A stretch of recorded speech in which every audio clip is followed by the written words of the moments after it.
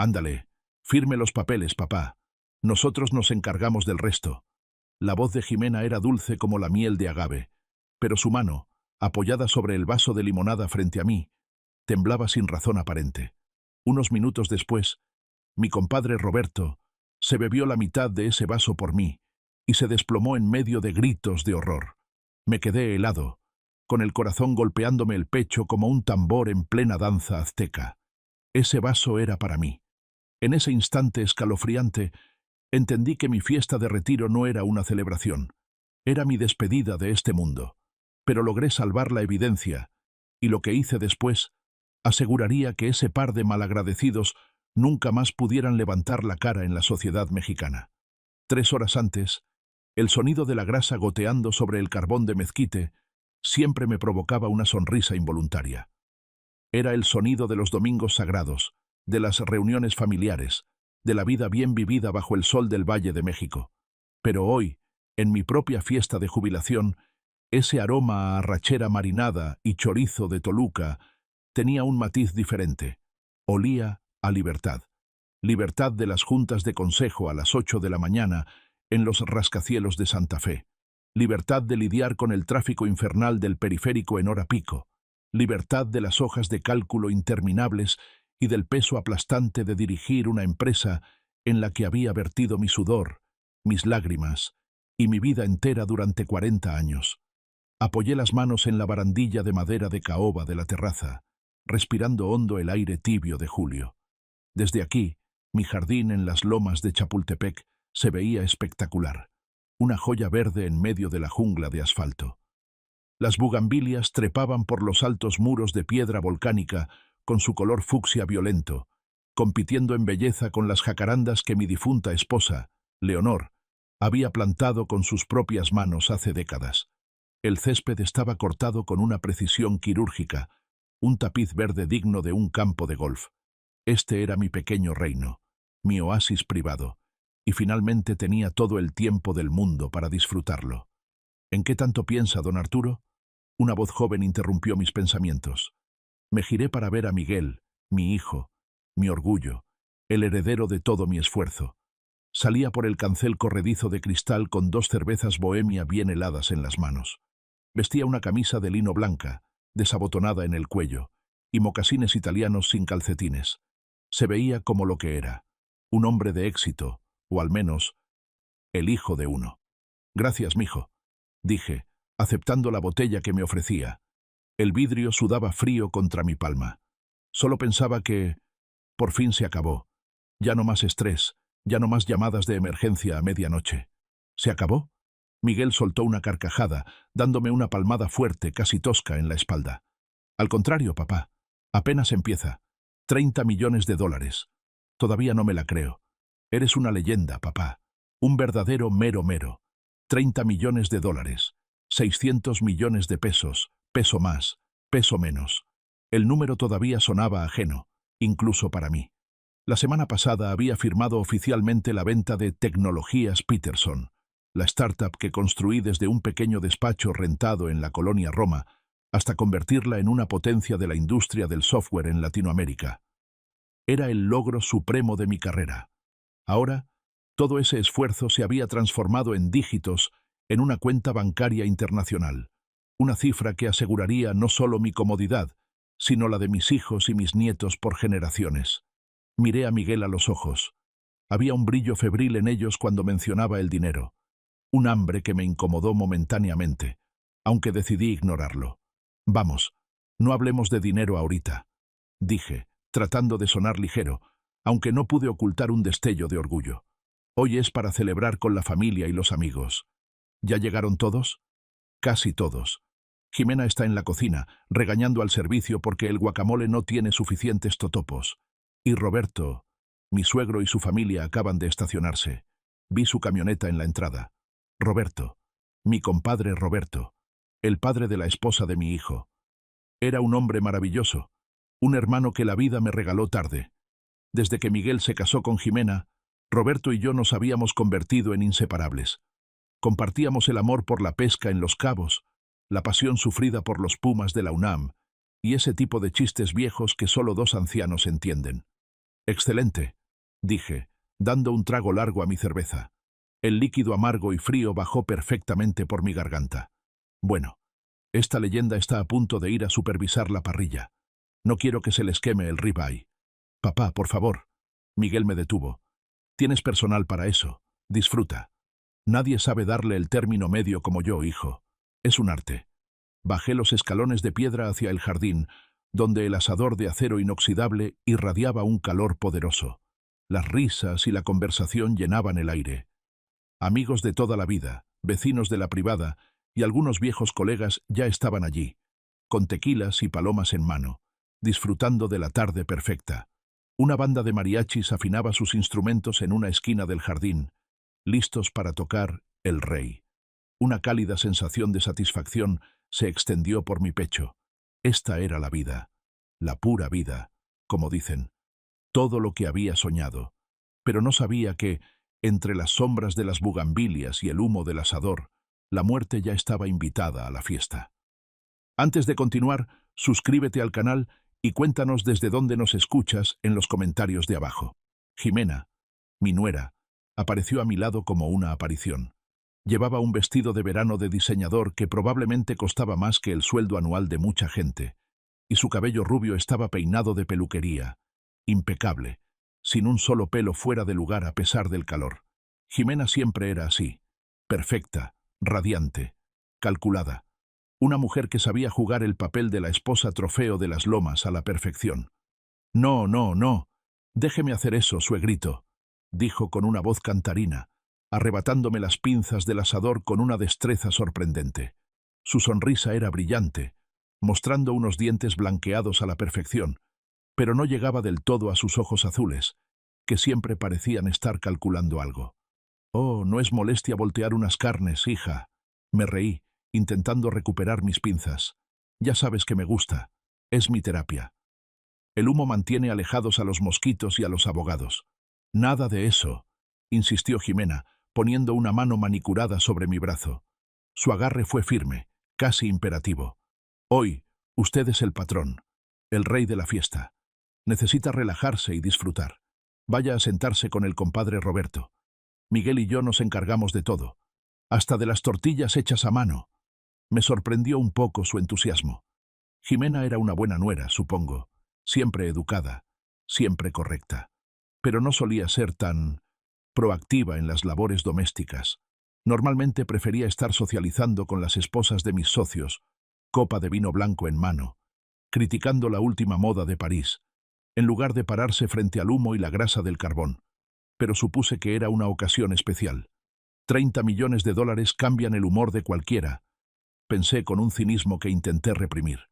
Está bien, si insistes, mi reina. Cedí, levantando las manos en señal de rendición. Gracias, Jime.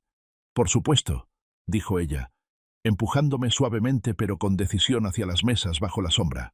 Nada más que lo mejor para el mejor suegro del mundo, que resulta ser el nuevo millonario de la familia. Caminé hacia la sombra del gran árbol de jacaranda que dominaba el centro del jardín. Allí encontré a Roberto sentado a la mesa principal, presidiendo un grupo de amigos que rugían de risa. ¡Hey! ¡Abran paso al hombre del momento!, bramó Roberto cuando me vio.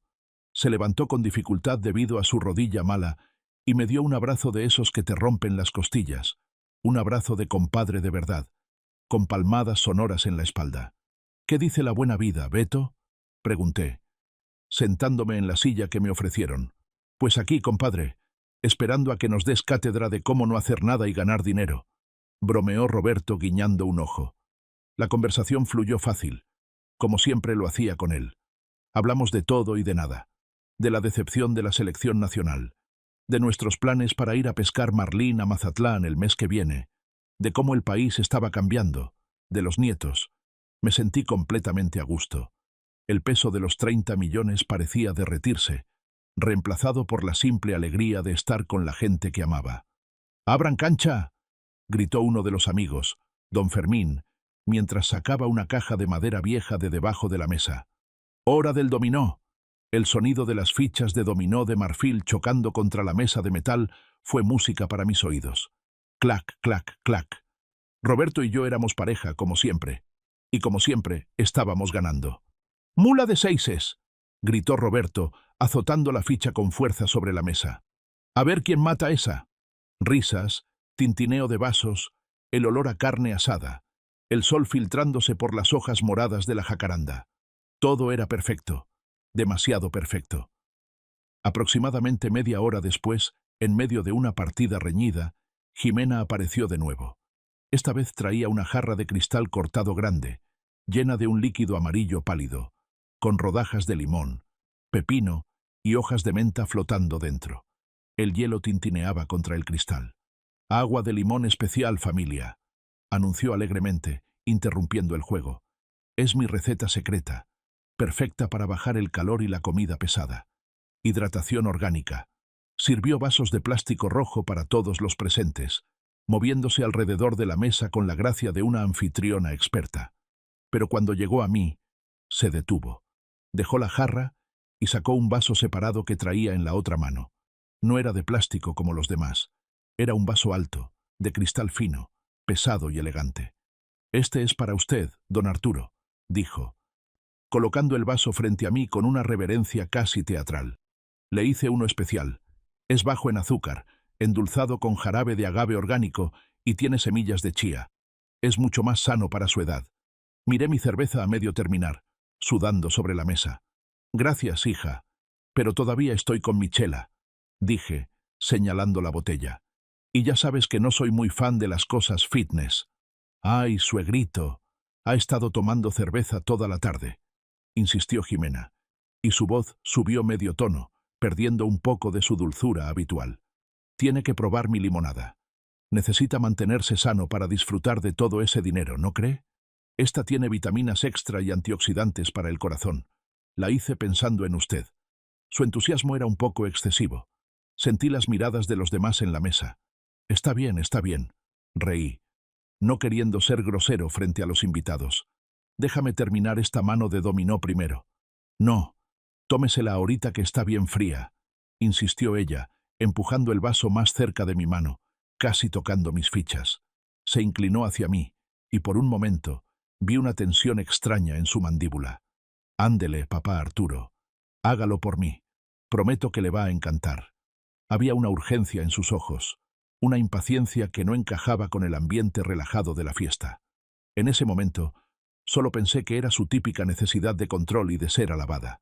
Pero mirando hacia atrás, era el miedo de que su plan fallara. Justo entonces, un estruendo nos sobresaltó. Kevin, el nieto travieso de los vecinos, pasó corriendo como bólido persiguiendo a un perro. Se tropezó con una hielera y mandó volar una charola de totopos y salsa roja por todo el pasto inmaculado. Un desastre completo. «¡Kevin!», gritó la madre del niño, horrorizada.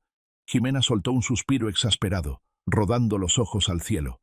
«Dios mío, estos niños van a manchar la alfombra exterior», exclamó. «Yo lo recojo, el servicio está ocupado». Pero antes de irse, se giró hacia mí una vez más, clavándome la mirada. «Suegrito, prométame que se toma la limonada. No me haga el feo. Ahorita regreso». Se fue apresurada, sus tacones hundiéndose ligeramente en el pasto para lidiar con el desastre.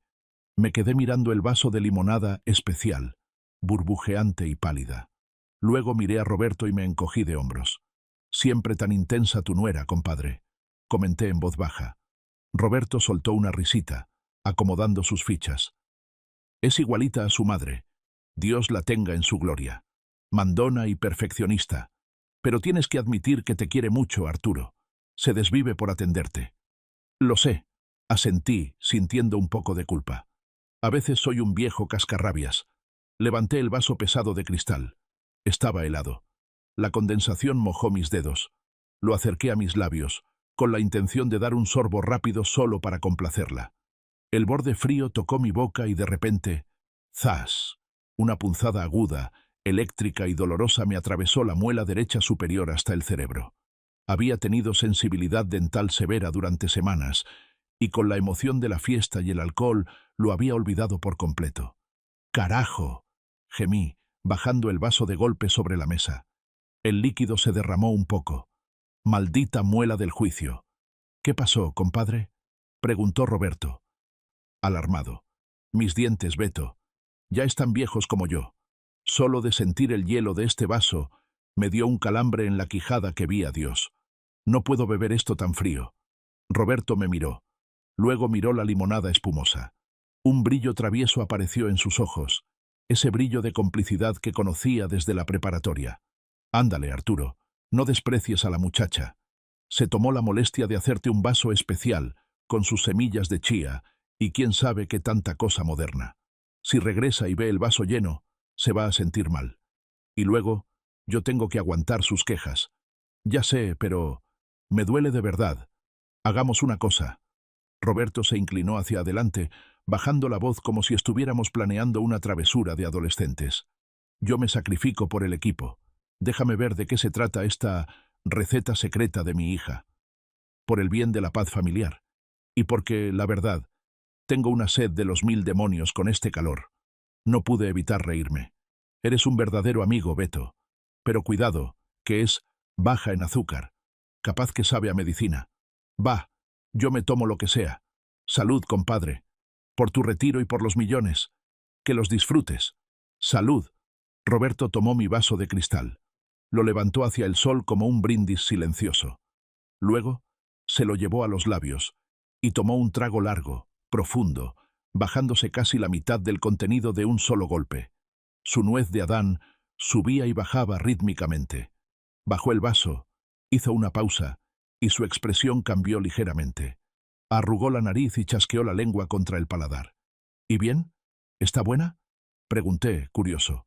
Roberto hizo una mueca de desagrado. «Qué raro», dijo, mirando el líquido amarillo con sospecha. «Tiene un sabor extraño, como metálico, y muy amargo al final, como si hubieras lamido una moneda vieja». «¿Metálico?», fruncí el ceño. «¿Limonada con sabor a metal? Debe ser el endulzante ese de agave o las vitaminas que dijo que le puso». Roberto hizo un gesto de desdén con la mano. «O a lo mejor son los rábanos con limón que me acabo de comer que me cambiaron el sabor. En fin, no te pierdes de mucho, compadre. Está medio fea.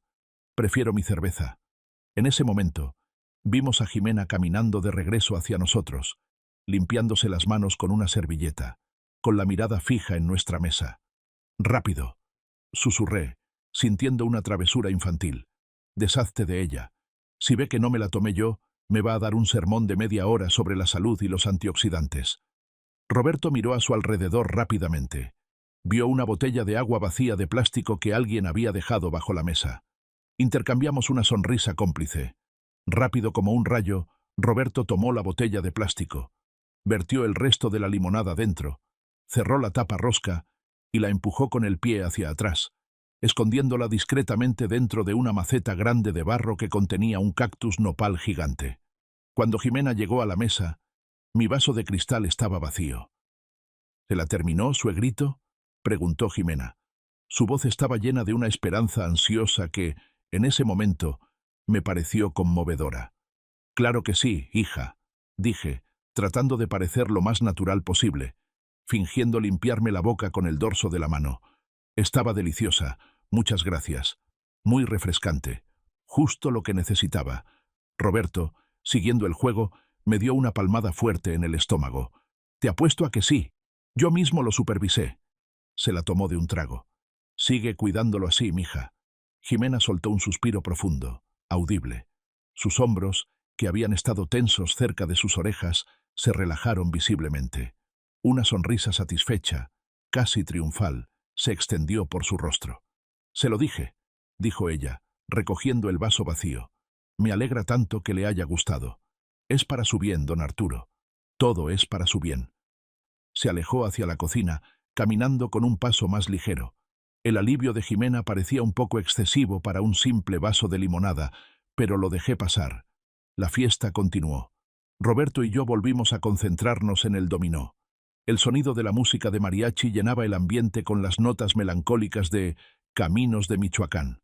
Todo parecía normal, pero el reloj de arena de Roberto ya estaba corriendo, grano a grano, y el mío, por un milagro del destino o una muela sensible, se había detenido. Pasó una hora. El sol comenzaba a bajar, bañando el jardín en una luz dorada preciosa, esa hora dorada que los fotógrafos adoran. Estábamos en la partida decisiva.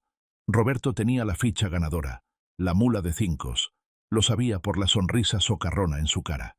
«Prepárate, Arturo, porque te voy a cerrar el juego», dijo Roberto, levantando la mano. «Te voy a... La voz de Roberto se cortó abruptamente. Levantó la mano para poner la ficha, pero su brazo se quedó congelado en el aire, temblando violentamente. La ficha de dominó se resbaló de sus dedos y golpeó la mesa de metal con un sonido seco. «Clac». «Beto, ¿estás bien?», pregunté, todavía con la sonrisa en los labios, pensando que estaba haciendo teatro para distraerme. «Deja de payasadas, tira ya». No respondió. Se llevó la mano al pecho agarrando su guayabera con fuerza, arrugando la tela. Su rostro, que segundos antes estaba sonrosado por el sol y la alegría, se drenó de color en un instante, volviéndose de un gris cenizo aterrador. Abrió la boca para jalar aire, como un pez fuera del agua, pero solo salió un gorgoteo ronco y húmedo. Sus ojos se abrieron desmesuradamente, inyectados de sangre, mirándome con una mezcla de horror y confusión absoluta. «¡Roberto!», grité, tirando mi silla al levantarme. El ruido del metal contra el piso de piedra llamó la atención de todos. «Ayúdame», balbuceó, con un hilo de voz. Y entonces se desplomó. Cayó pesadamente hacia adelante, su cabeza golpeando la mesa, esparciendo las fichas de dominó por todas partes, antes de resbalar hacia el pasto como un muñeco de trapo. «¡Papá!». El grito de Jimena rompió el trance. Fue un grito agudo, desgarrador. Corrió desde la otra punta del jardín, lanzándose sobre el cuerpo de su padre. «¡Papá! ¡Despierta! ¡Llamen a una ambulancia! ¡Por el amor de Dios! ¡Llamen al 911!». El jardín se sumió en el caos. La música se detuvo. Las risas murieron. Todos se congelaron o corrieron hacia nosotros. Fui el primero en llegar a su lado en el suelo. Me arrodillé en el pasto, sin importarme mis pantalones. «Beto, compadre, ¿me escuchas?». Le di palmaditas en la cara. Estaba fría y sudorosa. No se movía. Su cuerpo comenzó a sacudirse con espasmos violentos, convulsiones que arqueaban su espalda. Respiraba de forma irregular. Sonidos agónicos y rasposos escapaban de sus labios, que rápidamente se tornaban azules. Espuma blanca comenzaba a brotar de la comisura de su boca. En medio del caos, con la gente gritando y Jimena llorando histéricamente sobre el pecho de su padre, levanté la vista. Atrapé la mirada de Jimena. Por una fracción de segundo, antes de que volviera a enterrar la cara en la camisa de Roberto, me miró a mí, no a su padre moribundo, a mí, y en sus ojos no había solo dolor, había incredulidad, había shock, había terror puro. Me miraba como si estuviera viendo a un fantasma, como si yo no debiera estar ahí de pie, sano y salvo. ¿Por qué me miraba a mí con tanto miedo? Miguel estaba a mi lado, pálido como un papel, sacando su iPhone con las manos temblando tanto que se le cayó una vez antes de poder marcar. «¡Denle espacio! ¡Déjenlo respirar!». Una voz autoritaria cortó el aire. Era la doctora Claudia Valenzuela, una vecina de toda la vida y una de las mejores internistas del Hospital Ángeles. Se abrió paso entre la gente a empujones. Se arrodilló junto a Roberto, tomando su muñeca y abriendo sus párpados con dedos expertos.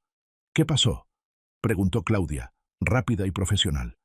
«No sé», tartamudeé, sintiendo que el mundo giraba y que me faltaba el aire. Estábamos jugando, estábamos riendo, y de repente se fue, se apagó.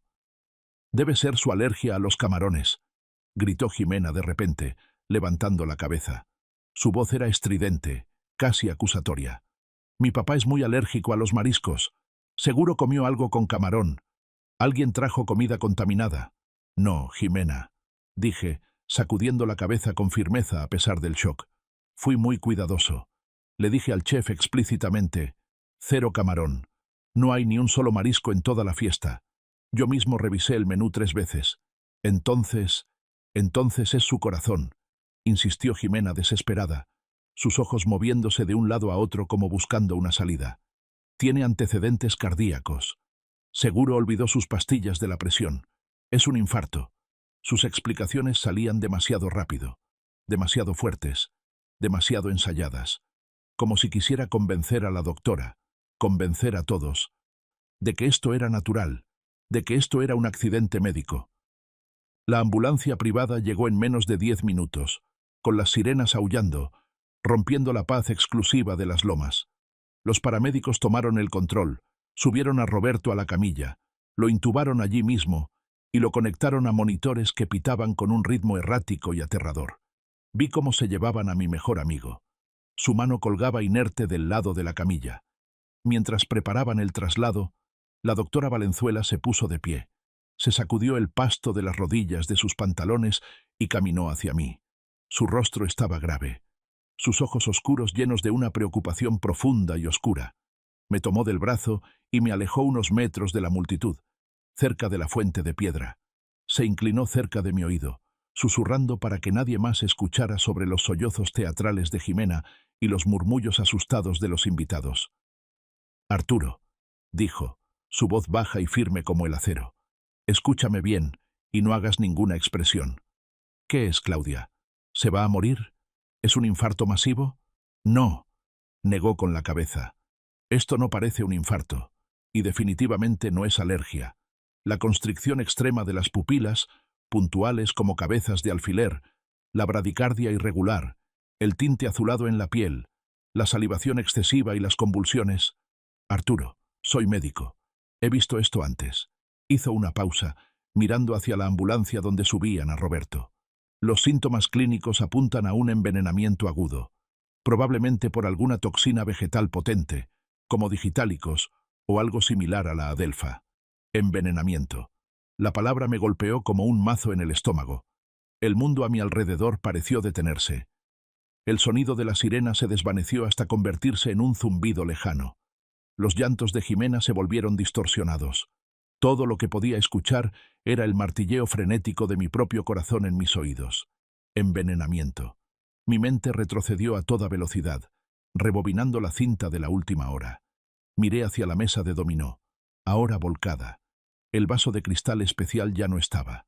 Alguien del servicio lo había retirado en el caos para limpiarlo. La evidencia había desaparecido.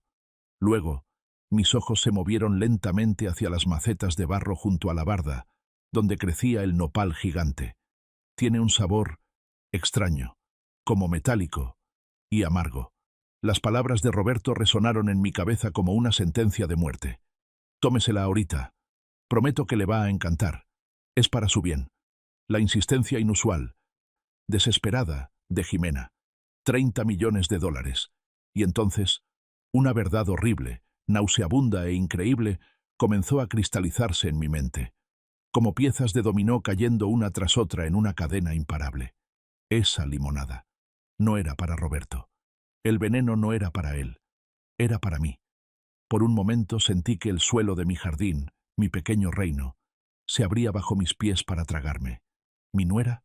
¿Mi propio hijo? ¿Podrían...? No, no podía ser. Tenía que ser un error. Miguel era mi sangre. Yo le cambié los pañales. Yo le enseñé a andar en bicicleta. Yo le pagué la universidad. Pero la advertencia de Claudia Valenzuela no podía ser un error. La ambulancia arrancó, llevándose a mi compadre, mi hermano, que ahora luchaba por su vida en lugar de mí.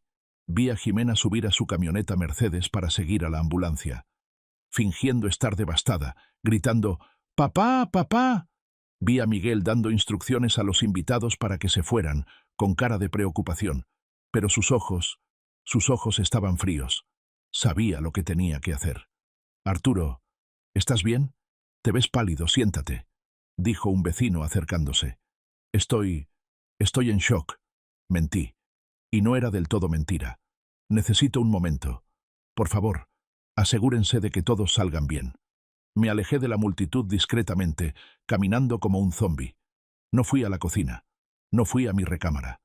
Caminé hacia el fondo del jardín, hacia las macetas de barro donde Roberto había escondido la botella.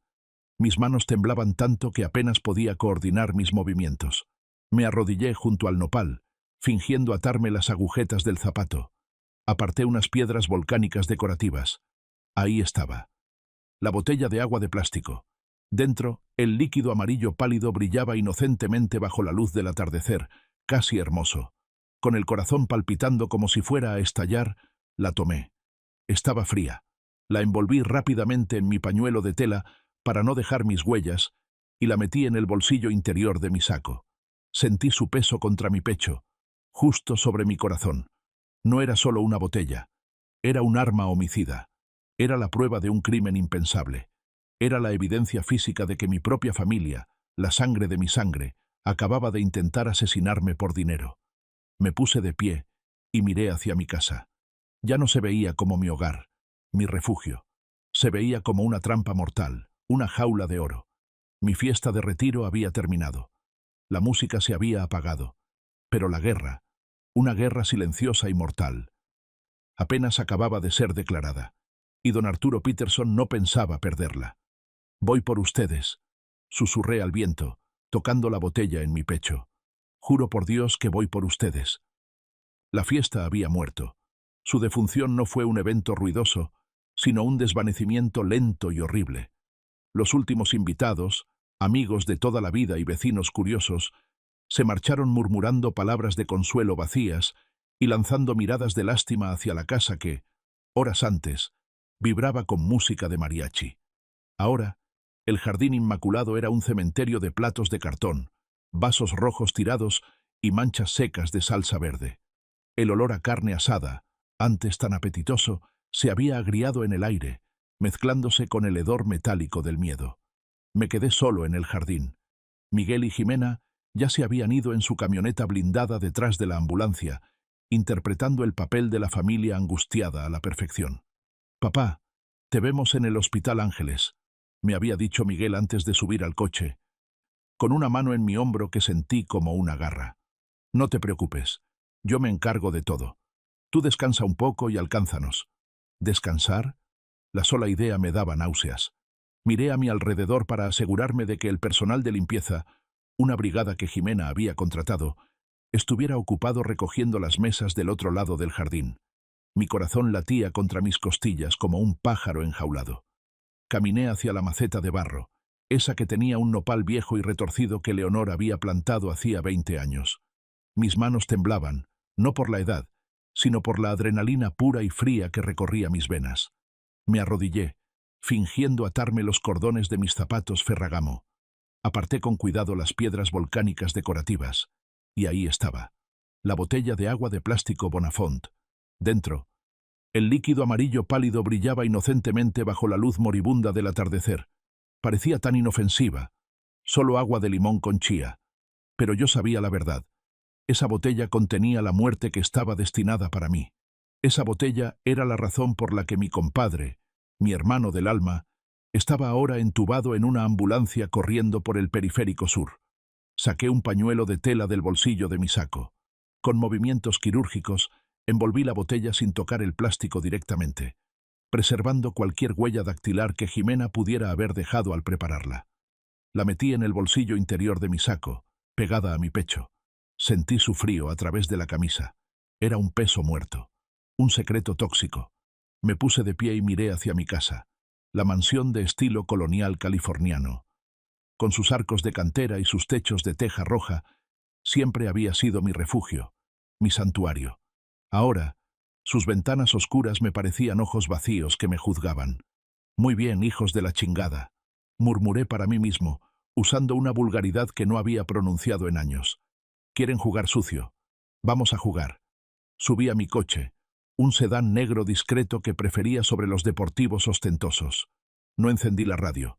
Necesitaba silencio para pensar. Mientras conducía hacia el hospital, esquivando el tráfico eterno de la Ciudad de México, una sola idea se repetía en mi mente: sobrevivir y cobrarme cada centavo de esta traición.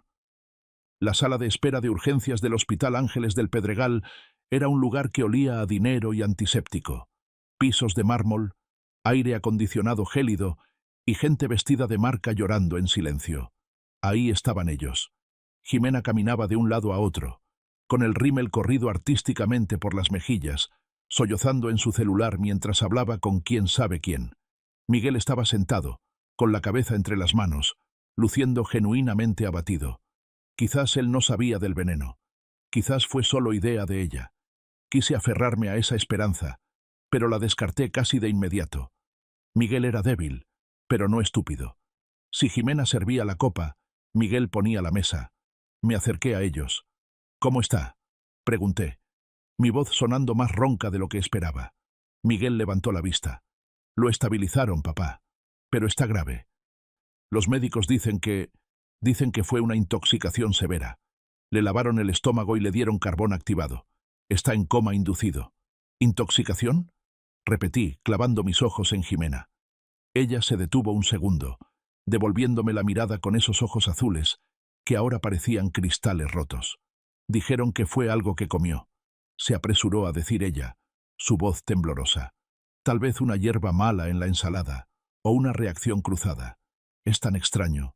«Sí, muy extraño», dije secamente. Un médico salió en ese momento. «¿Familiares del señor Roberto Mendoza?». Nos acercamos. «Soy su hija», dijo Jimena. «Señora, su padre tuvo mucha suerte. La toxina afectó su sistema nervioso central y su ritmo cardíaco, pero la cantidad no fue suficiente para ser fatal de inmediato. Si hubiera bebido el vaso entero, no estaríamos teniendo esta conversación. Si hubiera bebido el vaso entero». La frase flotó en el aire. «Ese vaso era para mí». «Doctor», intervine yo, poniendo mi mejor cara de viejo cansado. «Me siento un poco mareado. Todo este estrés. Creo que necesito ir a casa a tomar mis medicinas». Miguel se levantó de un salto. «Te llevo, papá. No puedes manejar así». «No, hijo. Quédate con tu esposa. Ella te necesita más ahora. Pediré un Uber o un taxi de sitio. Estoy bien. Solo necesito dormir». Miguel dudó, mirando a Jimena, luego a mí. La culpa, o el miedo, brillaba en sus ojos. «Está bien, pero llámame en cuanto llegues». Salí del hospital sintiendo sus miradas en mi espalda. No pedí un Uber. Caminé hasta la esquina, asegurándome de que nadie me siguiera, y saqué mi teléfono. Marqué un número que tenía memorizado desde hacía 30 años. «Despacho Chen y Asociados», contestó una voz profesional. «Necesito hablar con David. Soy Arturo Peterson. Es una emergencia de vida o muerte». David Chen no era solo mi abogado, era mi confidente, el hombre que me había ayudado a blindar mi empresa contra tiburones financieros. 10 minutos después, estaba sentado en la parte trasera de su coche blindado, en un estacionamiento discreto de San Jerónimo. Le conté todo. Le mostré la botella. David, un hombre que rara vez mostraba emociones, palideció. «Arturo, esto es gravísimo. Si lo que dices es cierto, esto es intento de homicidio calificado con premeditación, alevosía y ventaja. Son 40 años de cárcel, mínimo. No quiero suposiciones, David. Quiero certezas. Y quiero venganza». David asintió lentamente, recuperando su compostura. «Necesitamos analizar esto sin involucrar a la policía todavía. Si vamos al Ministerio Público ahora, Jimena alegará que fue un error, que la chía estaba pasada, que fue un accidente. Necesitamos pruebas irrefutables. Necesitamos un motivo sólido». Sacó su teléfono. «Conozco a alguien. Francisco Paco Mendiola, excomandante de la Policía Federal, ahora investigador privado. Es el mejor sabueso de la ciudad. Él sabrá qué hacer con esa botella y encontrará hasta el último pecado de tu hijo. Llámalo», dije, recostando la cabeza en el asiento de piel. «Que busque todo. Cuentas bancarias, deudas de juego, amantes. Quiero saber por qué mi propia sangre quiere verme muerto». Los siguientes 2 días fueron un infierno particular. Me encerré en mi casa de las Lomas, convirtiéndola en mi búnker. Le dije a Miguel que estaba enfermo del estómago por el estrés y que no quería visitas. Pasaba las noches en vela, sobresaltándome con cada ruido de la casa. ¿Vendrían a terminar el trabajo? ¿Entrarían por la noche con una almohada?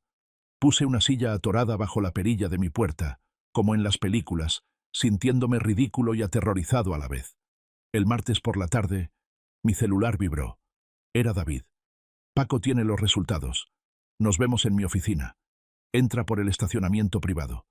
El despacho de David estaba en un rascacielos de Reforma, con vista al Ángel de la Independencia.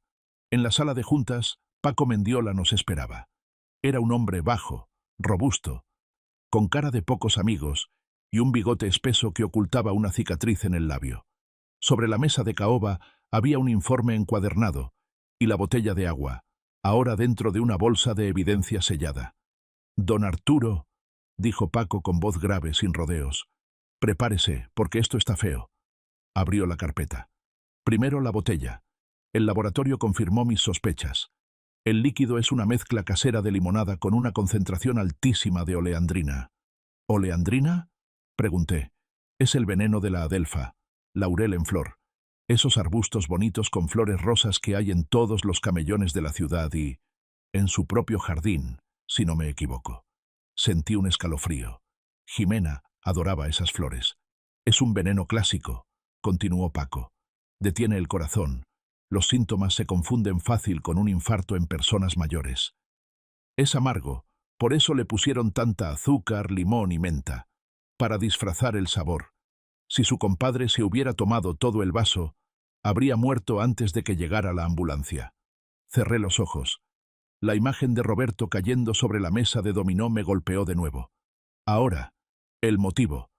Paco deslizó otra hoja de papel hacia mí. Aquí es donde la cosa se pone triste, don Arturo. Miré los números. Eran rojos. Rojo sangre. Miguel y Jimena están en la quiebra técnica. Viven de apariencias. ¿Cómo? Balbuceé. Miguel gana bien. Yo le dejé un fondo. Se lo gastaron todo. Tienen hipotecada la casa de Polanco hasta el techo. Deben 3 meses de las colegiaturas de los niños en el colegio americano. Las tarjetas de crédito están topadas. American Express, Visa Infinite, todas. Deben más de 4 millones de pesos en créditos revolventes. Paco señaló una línea final en el estado de cuenta. Y aquí está el golpe de gracia. Miguel pidió un préstamo a unos prestamistas, gente peligrosa de Tepito. Usó su nombre y la promesa de su herencia futura como garantía. Tiene que pagar 10 millones de pesos antes de fin de mes o... Bueno, ya sabe cómo cobran esos tipos. El silencio en la sala era absoluto. La realidad cayó sobre mí como una losa de concreto. No me odiaban. No era personal. Simplemente, yo era un obstáculo. Mi vida era lo único que se interponía entre ellos y los 30 millones de dólares que necesitaban para tapar sus errores y salvar su estilo de vida. Yo valía más muerto que vivo. ¿Qué hago, David? Pregunté. Mi voz apenas un susurro. La tristeza inicial se estaba evaporando, reemplazada por una ira fría, dura como el acero. ¿Los denuncio? Si los denuncias ahora, con estos prestamistas detrás de ellos, Miguel podría huir o hacer algo desesperado, dijo David. Y Jimena, ella es astuta, podría echarle la culpa a Miguel y salir libre. Necesitamos atraparlos en el acto. Necesitamos que confiesen o que intenten hacerlo de nuevo bajo vigilancia. Me puse de pie y caminé hacia la ventana. Abajo, la ciudad seguía su curso, ajena a mi tragedia. Recordé las palabras de Frank. Gente desesperada. Volverían a intentarlo. Tenían que hacerlo. El plazo de los prestamistas se acababa. Me giré hacia ellos. Ya no era el anciano asustado. Era don Arturo Peterson, el hombre que había negociado fusiones millonarias. El hombre que nunca perdía una negociación. Paco, dije. Quiero que conviertas mi casa en la casa de Big Brother. Quiero cámaras en la cocina, en la sala, en los pasillos, micrófonos, todo. Y quiero que nadie lo sepa. Hecho, don Arturo. Mañana mismo entra mi equipo técnico disfrazado de fumigadores. Bien, vamos a darles lo que quieren, dije, apretando los puños. Quieren a un viejo senil y moribundo. Eso es lo que van a tener, hasta que yo decida quitarme la máscara. Al día siguiente, una camioneta con el logo Control de Plagas Azteca entró en mi propiedad. Eran los hombres de Paco. Trabajaron rápido y en silencio. Instalaron microcámaras en los detectores de humo, en los sensores de movimiento de la alarma, incluso una diminuta en el marco del cuadro de la Virgen de Guadalupe que colgaba en el pasillo principal. Esta de aquí es la joya de la corona, me dijo el técnico, señalando hacia la escalera de servicio que bajaba hacia la cava de vinos y el cuarto de máquinas. Es una cámara de alta definición con visión nocturna y micrófono ambiental de largo alcance. Si alguien estornuda aquí, lo vamos a oír en estéreo. La escalera de la cava. Era el lugar más peligroso de la casa. Escalones de madera vieja, empinados, con poca luz. Un lugar perfecto para un accidente doméstico. Un resbalón. Una caída, un cuello roto. Trágico, pero común en hombres de mi edad. Cuando se fueron, me senté en mi despacho. En mi iPad, Ahora tenía acceso a 6 ángulos diferentes de mi propia casa. Podía ver la cocina donde Jimena había mezclado el veneno. Podía ver la sala donde Miguel me había abrazado y llamado leyenda. Mi hogar se había convertido en una trampa para ratones. Y yo era el queso. Esa noche practiqué mi papel frente al espejo. Dejé de rasurarme. Me puse una camisa vieja con una mancha de café que no me molesté en limpiar. Encorvé los hombros. Practiqué una mirada vacía, perdida, la mirada de un hombre cuyo cerebro empieza a fallar. Si querían matar al viejo, primero tenían que creer que el viejo ya estaba medio muerto. La primera visita llegó el jueves. Miguel y Jimena aparecieron en la puerta con una canasta de frutas enorme y sonrisas de plástico. «¡Papá!», exclamó Jimena al verme. «Dios mío, ¿cómo estás? Te ves cansado». Me arrastré hacia ellos, arrastrando ligeramente el pie izquierdo, un detalle que añadí a mi actuación. Hola, hija. Pasen, pasen. ¿Qué estaba haciendo? Ah, sí, buscando mis lentes. Tenía los lentes puestos. Jimena intercambió una mirada rápida con Miguel. ¿Lo ves?, parecían decir sus ojos. Está perdiendo la cabeza. Papá, siéntate, dijo Miguel guiándome al sofá. Trajimos fruta y unos tamales de elote que te gustan. No tengo hambre, murmuré, mirando al vacío. La comida me sabe a ceniza. Desde lo de Roberto, pobre Beto. ¿Dónde está Beto? ¿Por qué no ha venido a jugar dominó? Papá, Miguel suspiró. Con una paciencia fingida. Roberto está en el hospital. Te lo dijimos ayer. ¿No te acuerdas? Ah, sí. Parpadeé confundido. Cierto, cierto. El hospital. ¡Qué cabeza la mía! Jimena se sentó a mi lado tomando mi mano. Su tacto me dio repulsión, pero no me moví. Suegrito, estamos muy preocupados por usted. Vivir aquí solo, en esta casa tan grande, es peligroso. Mírese, se le olvidan las cosas, no está comiendo bien. Aquí venía. El primer ataque. Estoy bien, hija. Esta es mi casa. Aquí están los recuerdos de Leonor. Pero los recuerdos no lo van a cuidar si se cae papá. Intervino Miguel, su voz llena de una preocupación lógica. Estuvimos pensando, tal vez sería mejor que vinieras a vivir con nosotros un tiempo. Tenemos la habitación de huéspedes en la planta baja. Estarías acompañado, cuidado. Oh, añadió Jimena suavemente. Hay residencias de retiro maravillosas en Cuernavaca, con enfermeras 24 horas, jardines, actividades. Sería como unas vacaciones eternas. Y nosotros nos encargaríamos de administrar la casa y, bueno, tus finanzas, para que no tengas que preocuparte por nada de papeleo aburrido. Bingo. Querían el control. Si me declaraban incompetente o senil, podrían tomar el control legal de mi fortuna antes de que yo muriera, o peor, llevarme a su casa para terminar el trabajo sin testigos. No sé, dije, temblando un poco. Todo esto es muy confuso. Necesito pensarlo. Mi cabeza da vueltas. Piénsalo, papá, dijo Miguel, apretando mi rodilla. Solo queremos lo mejor para ti.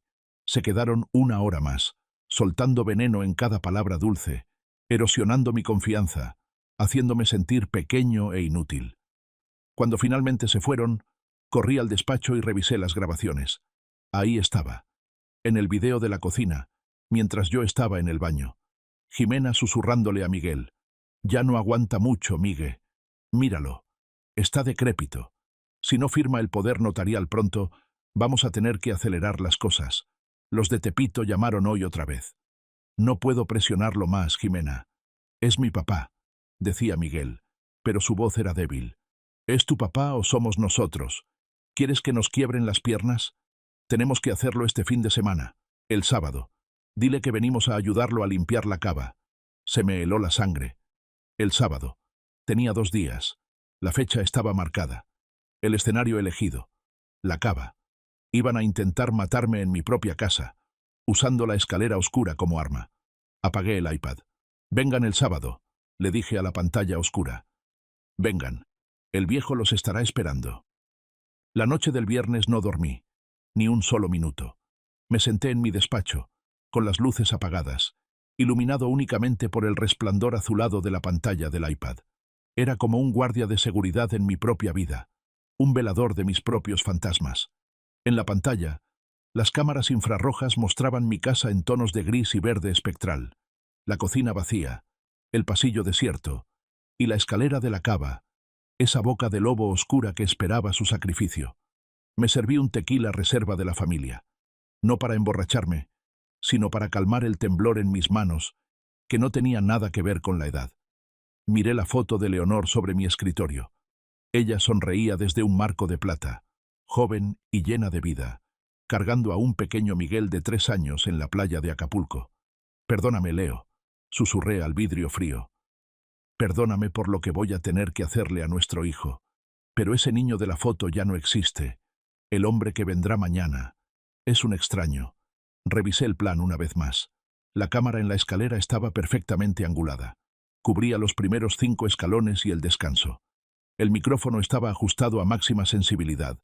Tenía un segundo teléfono, un burner phone que Paco me había dado, escondido detrás de una pila de libros viejos en el estante justo al lado de la entrada de la cava, grabando video de respaldo por si la tecnología fallaba. No dejé nada al azar. En los negocios, como en la guerra, el que se prepara mejor es el que sobrevive. Y yo siempre había sido un buen estratega. A las 4:00 am, el informe de Paco llegó a mi correo encriptado. «Don Arturo, confirmado. Miguel compró boletos de avión solo de ida a Madrid para el domingo en la noche. Para él y Jimena. No compraron boletos para los niños. Planean dejar a sus nietos aquí mientras huyen». Esa fue la gota que derramó el vaso. No solo iban a matarme, iban a abandonar a sus propios hijos, a mis nietos, para escapar de sus deudas y vivir la gran vida en Europa con mi dinero. Cerré el iPad. El dolor en mi pecho se solidificó en algo más duro, más frío. Ya no era tristeza. Era una resolución absoluta. Cuando el sol salió sobre las montañas del Ajusco, bañando la ciudad en una luz grisácea, yo ya estaba listo. Me puse mi disfraz, la camisa manchada, los pantalones holgados, la cara sin rasurar. El escenario estaba listo. Que empiece la función. Llegaron a las 10:00 am en punto. Escuché el motor de la Mercedes de Jimena ronroneando en la entrada. Vi en la cámara de la puerta cómo Miguel se bajaba. Se veía pálido, con ojeras profundas. Se alisó el cabello con un gesto nervioso antes de tocar el timbre. Jimena, por el contrario, se veía fresca, decidida, cargando una caja blanca de pastelería Maque. Abrí la puerta, arrastrando los pies. «Buenos días, papá», exclamó Jimena, entrando como un torbellino de perfume floral y falsa alegría. «Mire lo que le trajimos. Conchas calientes y orejas. El desayuno de campeones». «Hola, hijos», murmuré, parpadeando como si la luz me molestara. «¿Qué hora es? ¿Ya es de día?» «Son las 10, papá», dijo Miguel, entrando detrás de ella. Su voz sonaba tensa, como una cuerda de violín a punto de romperse. «¿Dormiste bien?» «No lo sé. Creo que escuché ruidos toda la noche. Ratas, tal vez. O fantasmas». Miguel se estremeció. Jimena le dio un codazo discreto en las costillas. Pasamos a la cocina. Jimena comenzó a preparar café, moviéndose con esa familiaridad propietaria que tanto me irritaba. Miguel se quedó de pie, recargado en la encimera, sin quitarme la vista de encima. «Papá», dijo Miguel, aclarándose la garganta. «¿Te acuerdas de lo que hablamos? De limpiar la cava. Hay muchas cajas viejas ahí abajo que estorban. Mamá guardaba muchas cosas inútiles ahí». «¿La cava?», pregunté, tomando la concha con manos temblorosas y dejando caer migajas a propósito. «Ah, sí. Está muy oscuro ahí. Me da miedo bajar». «No te preocupes, suegrito», intervino Jimena, poniendo una taza de café frente a mí. El aroma era rico, pero no lo probé. Ya no confiaba en nada que ella me sirviera. «Miguel va a cambiar el foco. Trajo uno de esos LEDs potentes. Va a quedar iluminado como estadio». «Sí, papá. Vamos a dejar eso limpio hoy mismo, para que estés más seguro». «Seguro». La ironía era tan espesa que casi podía cortarla con un cuchillo. Comimos en un silencio incómodo. Miguel apenas probó su pan. Se limpiaba el sudor de la frente constantemente, aunque el aire acondicionado estaba encendido. Jimena, en cambio, hablaba sin parar sobre el clima, sobre el tráfico, sobre cualquier trivialidad para llenar el vacío. «Bueno», dijo Miguel finalmente, mirando su reloj Rolex, que probablemente ya había empeñado mentalmente. «Manos a la obra. No tenemos todo el día». Se puso de pie. Voy por la caja de herramientas al coche. Shime, tú quédate aquí con papá. Termina su café. Claro, mi amor. Miguel salió. Jimena se quedó mirándome. Su sonrisa se desvaneció lentamente cuando pensó que yo no la veía, reemplazada por una mirada de impaciencia y desprecio. ¿Te vas a terminar el café, Arturo?, preguntó. Ya no era suegrito ni don Arturo. Se le había resbalado la máscara. Está muy caliente, dije. Miguel regresó con una caja de herramientas y un foco nuevo en su caja. Listo. Papá, ¿me acompañas?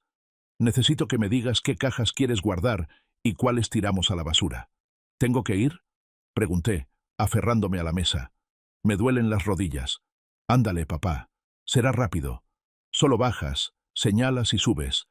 Yo hago el trabajo pesado.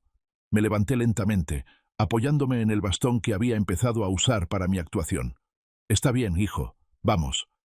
Caminamos hacia la puerta de madera pesada que conducía al sótano. Jimena se quedó en la cocina. «Yo voy a lavar los platos», gritó desde atrás. «Griten si necesitan algo». Ese era el plan. Ella se quedaba arriba para asegurar el perímetro y para dar la señal. Miguel y yo estábamos solos. Miguel abrió la puerta de la cava. El olor a humedad, a polvo viejo y a madera encerrada subió a recibirnos. Era el olor de los recuerdos olvidados. Leonor solía guardar aquí sus decoraciones de Navidad, sus álbumes de fotos, las botellas de vino que reservábamos para ocasiones especiales. Miguel tanteó el interruptor de la luz.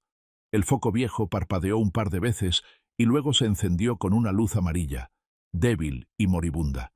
Apenas iluminaba los primeros escalones. El resto se perdía en una penumbra gris. «Vaya, sí que está oscuro», dijo Miguel. Su voz rebotó en las paredes de piedra. «Quédate ahí un segundo, papá. Voy a bajar unos escalones para ver dónde pongo el foco nuevo». «Ten cuidado, mijo», dije, mi voz temblorosa por el miedo real de estar a solas con mi asesino. «Esos escalones son traicioneros». Miguel comenzó a bajar. 1, 2, 3 escalones. Sus mocasines crujían sobre la madera antigua. Yo me quedé en el descanso superior, aferrado al marco de la puerta con una mano y al bastón con la otra. Sabía exactamente dónde estaba la cámara.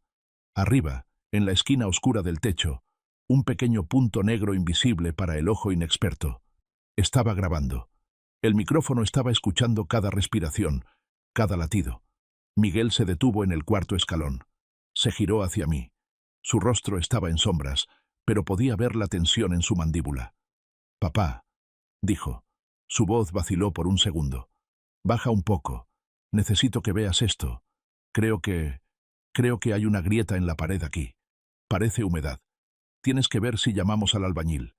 Era una excusa patética, una mentira torpe, pero era suficiente para atraer a un viejo curioso al borde del precipicio.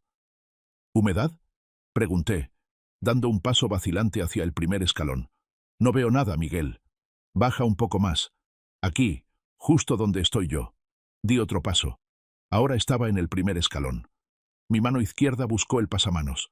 Me aseguré de agarrarlo con fuerza, mis nudillos blancos por la presión. Esta era mi línea de vida. «No veo bien, hijo», dije, bajando al segundo escalón. Ahora estaba en posición. Miguel estaba 2 escalones más abajo. Yo estaba arriba. Él tendría que pasar a mi lado o rodearme para empujarme. Miguel subió un escalón de regreso, quedando justo frente a mí, pero un poco ladeado para dejarme pasar. «Pasa tú primero, papá. Acércate a la pared». Me moví. Quedé dándole la espalda al vacío de la escalera, mirando hacia la pared lateral, supuestamente inspeccionando la grieta. Mi espalda estaba completamente expuesta a él. En ese momento exacto, la voz de Jimena resonó desde la cocina, aguda y clara. «Miguel, creo que suena tu celular aquí arriba. Es urgente». Esa era la señal. «Hazlo ahora». El aire en la escalera se congeló. Sentí la presencia de Miguel detrás de mí. Sentí su respiración agitada. Sentí el calor de su cuerpo acercándose. Cerré los ojos por una fracción de segundo, rezando una última plegaria silenciosa. «Que Dios te perdone, hijo mío, porque yo no podré». Fue rápido, brutal. No hubo vacilación. No hubo un «perdóname, papá», susurrado al oído. Solo sentí sus 2 manos plantarse firmemente en el centro de mi espalda. Y luego, un empujón violento, con toda la fuerza de un hombre joven desesperado. La intención era clara: proyectarme hacia adelante, hacerme perder el equilibrio y enviarme de cabeza contra los escalones de piedra del fondo. Un golpe así, a mi edad, sería fatal. Cuello roto, cráneo fracturado. Una caída trágica. Pero yo no era un viejo frágil. Y yo estaba esperando. En el instante en que sus manos tocaron mi espalda, mis músculos se tensaron. No luché contra el empujón hacia adelante. Al contrario, me dejé ir, pero anclando todo mi peso en mi mano izquierda, que agarraba el pasamanos de hierro forjado como una garra de acero. Usé su propia fuerza contra él. El empujón me lanzó hacia el vacío. Sí, pero mi brazo izquierdo funcionó como el eje de un péndulo. Mi cuerpo giró violentamente en el aire. Mis pies se despegaron del escalón, oscilando sobre el abismo oscuro. Escuché el crujido de mi hombro, un dolor agudo, pero no solté. No solté. La inercia me hizo girar 180 grados. Mis pies buscaron desesperadamente tierra firme y encontraron el escalón inferior con un golpe seco. Me tambaleé. Mi rodilla golpeó la madera, pero no caí. Quedé agazapado, respirando con dificultad, pero vivo, de pie. El silencio que siguió fue ensordecedor. Solo se escuchaba el zumbido eléctrico del foco viejo y mi propia respiración rasposa. Lentamente, muy lentamente me enderecé. El dolor en mi hombro era punzante, pero la adrenalina lo anestesiaba. Me giré para mirar hacia arriba. Miguel estaba congelado en la postura del empujón. Sus manos todavía estaban extendidas en el aire, vacías. Su rostro era una máscara de horror absoluto. Sus ojos estaban desorbitados, su boca abierta en un grito silencioso que nunca llegó a salir. No podía procesar lo que acababa de pasar. El viejo debía haber caído. Debía haber escuchado el crujido de huesos. ¿Por qué seguía ahí de pie? Lo miré. Ya no actué. Me erguí cuán alto era, sacando el pecho. La curvatura de la espalda desapareció. El temblor de las manos cesó. La mirada vacía y senil se evaporó, reemplazada por la mirada de hielo y fuego de don Arturo Peterson, el hombre que comía tiburones para desayunar. Miguel bajó las manos lentamente, temblando incontrolablemente. Papá, tartamudeó, su voz un hilo de orina. Te resbalaste. Yo intenté agarrarte. Te resbalaste. Era patético. Jimena apareció en el marco de la puerta superior, asomándose ansiosa. ¿Miguel? ¿Qué pasó? Ya. Se detuvo en seco al verme de pie, mirándolos desde abajo. Su cara se drenó de color hasta quedar blanca como la harina. Se llevó una mano a la boca para ahogar un grito. ¿Un resbalón, Miguel? Pregunté. Mi voz no temblaba. Era profunda, resonante, llenando el espacio estrecho con una autoridad aterradora. Subí un escalón. Miguel retrocedió instintivamente, chocando contra Jimena. Sí, sí, el escalón estaba liso, balbuceó Miguel, lágrimas de pánico brotando de sus ojos. Yo quise ayudarte. ¡Deja de mentir!, ladré. El grito hizo que ambos saltaran. Subí otro escalón. Ahora estaba cara a cara con mi hijo. Podía oler su miedo. Olía a sudor agrio. No fue un resbalón. Fue un empujón. Un intento de asesinato. Igual que la limonada. Igual que lo que le hicieron a Roberto. Jimena sollozó. Un sonido agudo y feo. «Usted está loco», chilló ella, intentando recuperar el control. «Está senil.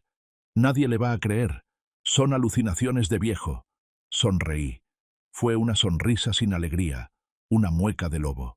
«¿Nadie me va a creer?», pregunté suavemente. Levanté mi mano derecha lentamente, con un dedo extendido. No los señalé a ellos. Señalé hacia arriba, hacia la esquina oscura del techo, justo encima de sus cabezas. «Miren», ordené. Miguel y Jimena giraron la cabeza lentamente, como si no quisieran ver, pero no pudieran evitarlo. Ahí, en la penumbra, un pequeño punto de luz roja parpadeaba rítmicamente. Bip, bip, bip. El ojo que todo lo ve. Sonrían, dije con una frialdad mortal. Están en cámara. El efecto fue devastador. Miguel se derrumbó, literalmente. Sus piernas cedieron y cayó de rodillas en el descanso de la escalera, cubriéndose la cara con las manos, sollozando como un niño pequeño. «Perdón, perdón, papá. No quería. Ella me obligó». Jimena soltó un grito de furia animal. «¡Cállate, imbécil!», le gritó a Miguel, y luego se giró hacia mí, sus ojos inyectados en odio puro. Ya no había máscara, ya no había nuera dulce, solo había una mujer acorralada y peligrosa. «Maldito viejo, maldito seas, tú y tu dinero asqueroso». «Mi dinero», dije, subiendo el último escalón para quedar por encima de ellos. «El dinero que ustedes querían para pagar sus deudas en Tepito. El dinero por el que estuvieron dispuestos a matar a su propio padre y a su propio suegro». Jimena retrocedió hacia la cocina, buscando una salida. «O tal vez un cuchillo». «Tú nos orillaste a esto», gritó ella, «con tus migajas. Tú tienes millones y nosotros nos estamos ahogando. Era justo, era nuestra herencia». «La herencia se gana, Jimena, no se roba, y mucho menos se mata por ella». Saqué mi teléfono del bolsillo. No el burner, sino mi iPhone principal. Toqué la pantalla. «¿Qué vas a hacer?», preguntó Miguel desde el suelo, levantando la cara llena de mocos y lágrimas. «¿Vas a llamar a la policía?». «Papá, por favor. Soy tu hijo. Soy Miguelito». Lo miré. Realmente lo miré. Busqué al niño que le enseñé a pescar. Busqué al joven que se graduó con honores. No encontré nada. Solo un extraño cobarde. «Miguelito murió hace mucho tiempo», dije. «Tú eres solo un asesino fracasado». En ese momento, las sirenas comenzaron a aullar. No a lo lejos, sino justo afuera, en la entrada de mi casa. Luces rojas y azules comenzaron a bailar a través de las ventanas de la cocina. «No tuve que llamar a nadie», dije, mirando cómo el terror absoluto invadía sus rostros. El sistema de seguridad envió la alerta silenciosa a Paco y a la policía en el momento en que la cámara detectó la agresión física. Llevan 5 minutos en camino. Golpes fuertes en la puerta principal. «Policía Federal, abran la puerta». Jimena corrió hacia la puerta trasera, intentando huir por el jardín. «No te molestes», le grité. «La casa está rodeada». Miguel se arrastró hacia mis pies, intentando agarrar mis pantalones. «Papá, ayúdame. No dejes que me lleven. Me van a matar en la cárcel. Los de Tepito me van a matar». Me solté de su agarre con un tirón brusco. Lo miré con una mezcla de asco y una tristeza infinita que me acompañaría hasta la tumba. «Entonces será mejor que reces, hijo, porque Dios es el único que te puede ayudar ahora. Yo ya terminé contigo». La puerta principal se abrió de golpe con un estruendo de madera rota. Hombres uniformados, con armas largas y chalecos tácticos, irrumpieron en el pasillo. Paco Mendiola venía al frente, con su placa en el cuello y una pistola en la mano. «¡Manos arriba! ¡Al suelo!», gritaron. Vi cómo sometían a Jimena en la cocina, esposándola contra la encimera de granito donde minutos antes había preparado café. Vi cómo levantaban a Miguel del suelo, llorando y suplicando. Paco se acercó a mí, bajando su arma. «¿Está bien, don Arturo?». Me toqué el hombro dolorido. Me sentía viejo, más viejo que nunca. 100 años más viejo que hace 10 minutos. «Estoy vivo, Paco», dije, mi voz rompiéndose por primera vez. «Estoy vivo, pero creo que hoy perdí todo lo que me quedaba». Paco asintió, entendiendo. «Llévenselos», ordenó a sus hombres. Vi cómo sacaban a mi hijo esposado de la casa que lo vio crecer. Él me miró una última vez antes de salir. Sus ojos suplicaban perdón. Los míos solo ofrecían justicia. Y la justicia, descubrí en ese momento, tiene un sabor tan amargo como la adelfa. La puerta se cerró. La casa quedó en silencio. Me quedé solo en el pasillo, bajo la mirada de la Virgen de Guadalupe y la luz roja parpadeante de la cámara que lo había visto todo. El patrón había ganado. Pero el padre había muerto en esa escalera junto con la inocencia de su hijo. Cuando la última patrulla de la Policía Federal se alejó, llevándose las luces rojas y azules que habían manchado las paredes de mi casa, un silencio sepulcral descendió sobre las lomas. No era un silencio pacífico, era el silencio pesado y opresivo que queda después de un terremoto, cuando el polvo se asienta y uno empieza a contar los daños. Me quedé de pie en la entrada, con la puerta destrozada colgando de una bisagra. Los vecinos, esos mismos que habían bebido mi tequila y comido mi carne asada hace una semana, espiaban detrás de sus cortinas de seda. Nadie salió a preguntar. En este barrio, la desgracia ajena se observa con binoculares, pero no se toca. Cerré la puerta como pude y le puse el cerrojo de seguridad. Caminé hacia mi despacho. Mis piernas pesaban toneladas. Me serví otro tequila, esta vez doble, sin hielo, sin limón. Me lo bebí de un trago, esperando que el fuego del alcohol cauterizara la herida abierta en mi pecho. No funcionó. Me senté frente al iPad.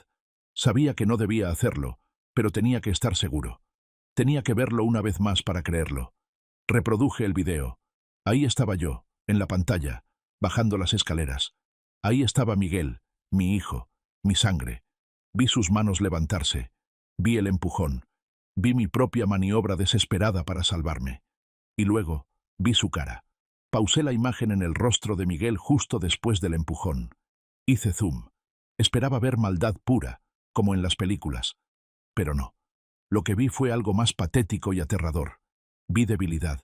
Vi a un hombre hueco, sin moral, consumido por el miedo a sus acreedores y manipulado por su esposa. Mi teléfono sonó, rompiendo el trance. Era David Chen.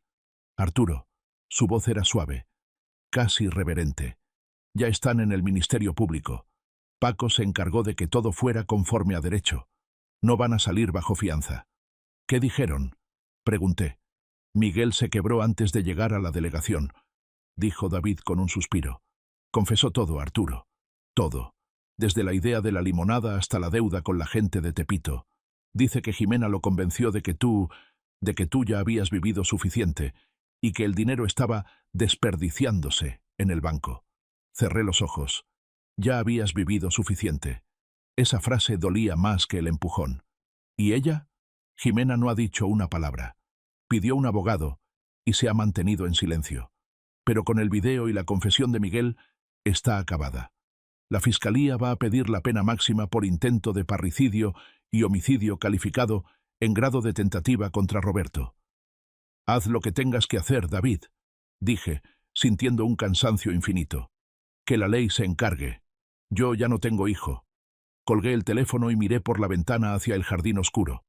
El nopal seguía allí, guardando su secreto. La casa era enorme, hermosa y estaba completamente vacía. Las semanas siguientes fueron un borrón de abogados, fiscales y periodistas. El caso explotó en los medios.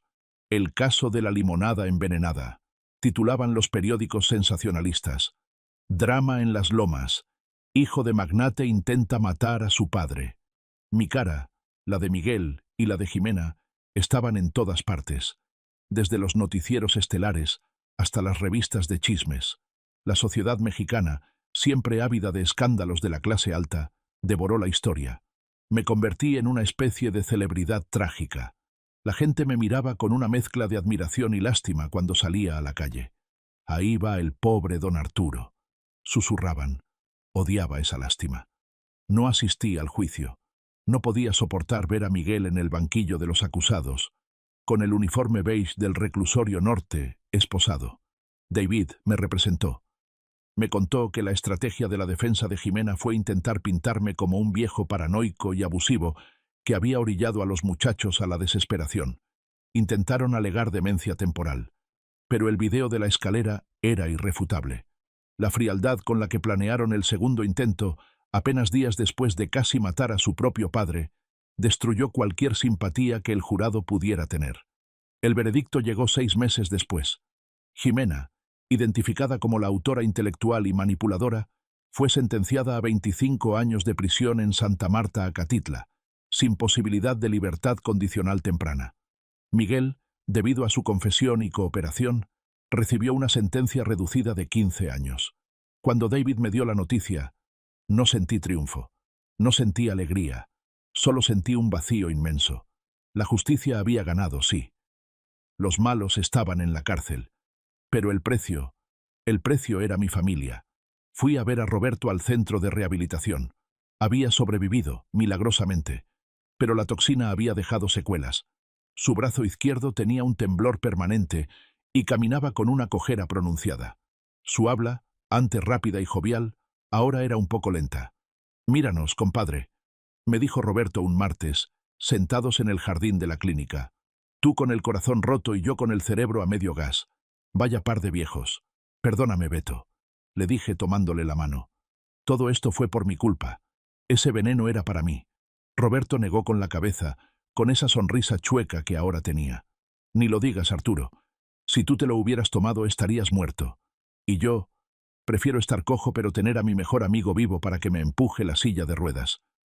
Además, sus ojos brillaron con picardía.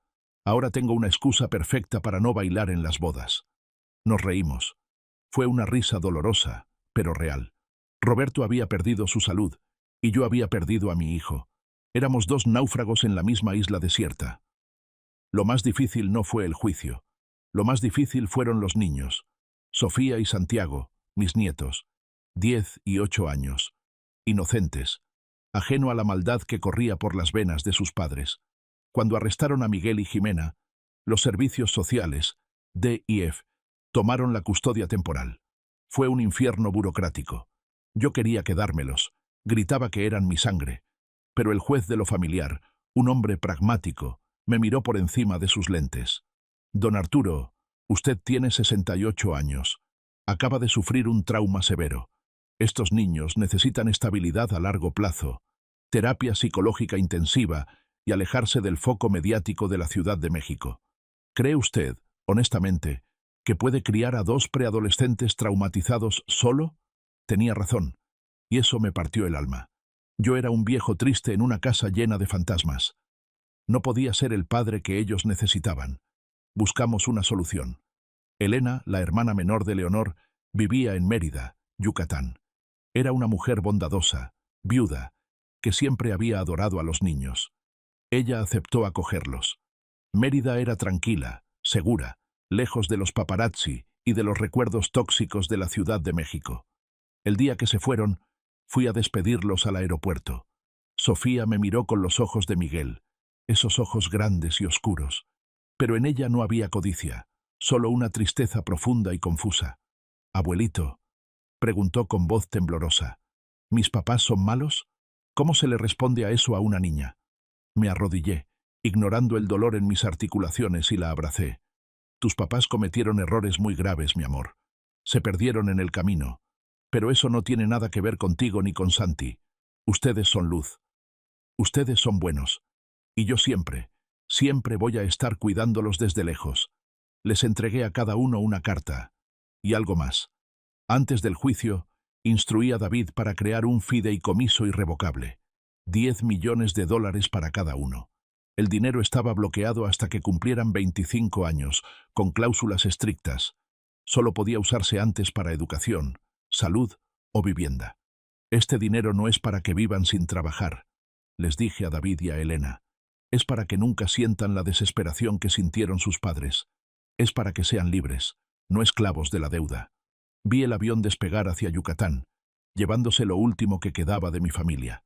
Me quedé en el ventanal hasta que el punto plateado desapareció en las nubes. Un año después del juicio, tomé la decisión.